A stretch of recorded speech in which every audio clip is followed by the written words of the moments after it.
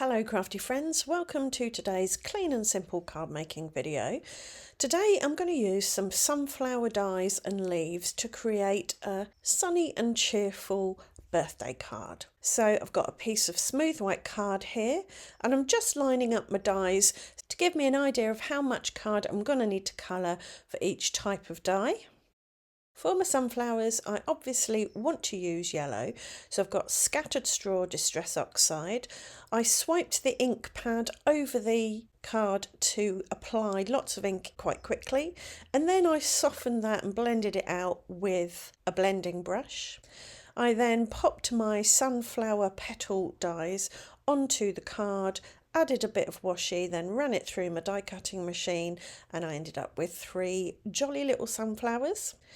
I then used vintage photo distress oxide to colour some card for the flower centres.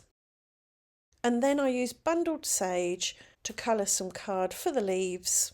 But I wanted a bit more variation on my leaves, some areas of light and dark. So I used a sponge finger dauber to add some pine needles distress oxide onto the leaves.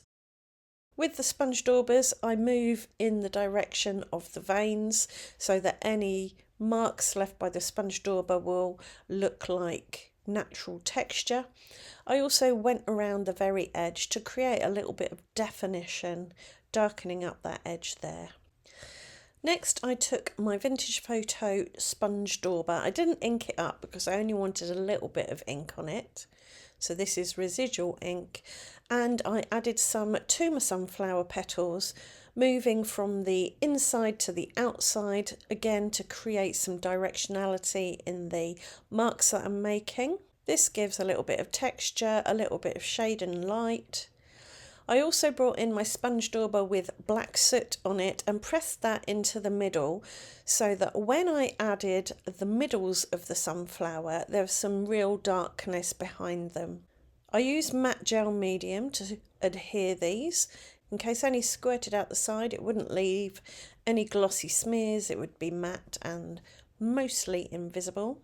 Once these were put together though, I felt the petals were a little bit dark, so I added some more scattered straw on top. And I also used some walnut stain distress oxide to darken the flower centres a bit. I wanted to add some highlights, so I put a bit of white acrylic paint on my mat and dry brushed it onto the petals. Dry brushing is where you use a very dry paintbrush. It's hardly got any paint on it at all.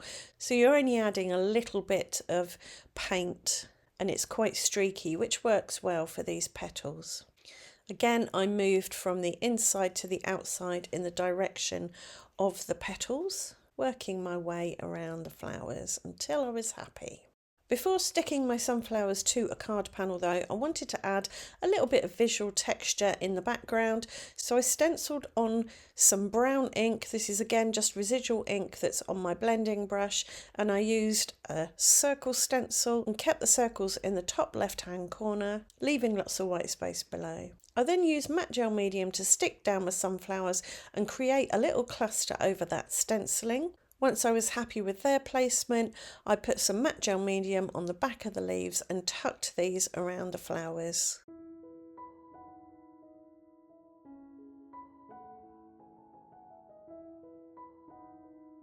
So here's a question for you. What's your favourite way to colour die cuts? Do let me know in the comments. Also, if you'd like me to do a, say, 10 ways of colouring die cuts video, also let me know in the comments.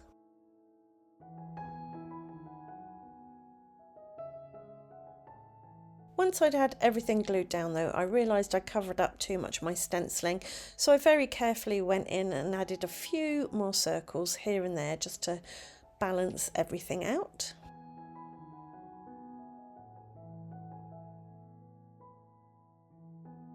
I also felt that my sunflowers needed a bit more brightening. So I took a yellow pencil and just scribbled on the petals, again in the direction of the veins on the petals. And this just brightened up that yellow a little bit. Next, I used some tape runner to glue my panel onto a card front. I then trimmed off the excess card using my guillotine.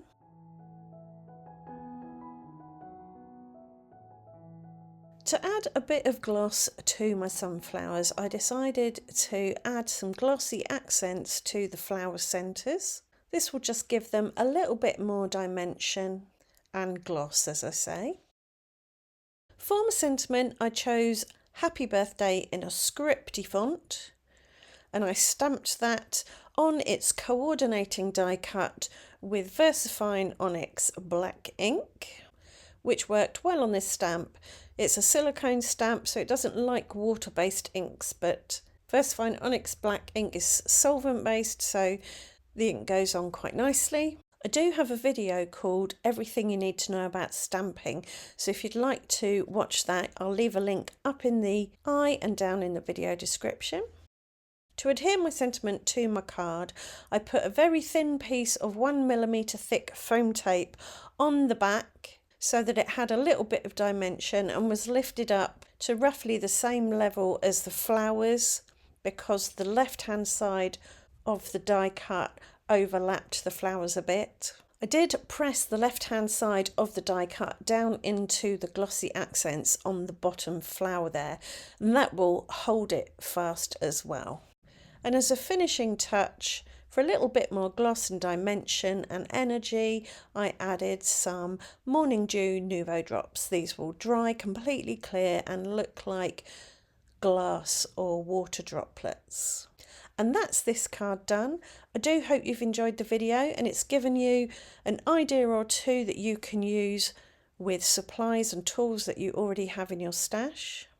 If it has, please do like, subscribe, ring the notification bell, let me know in the comments, and I'll see you back here very soon for another card making video. Thanks for watching. Bye for now.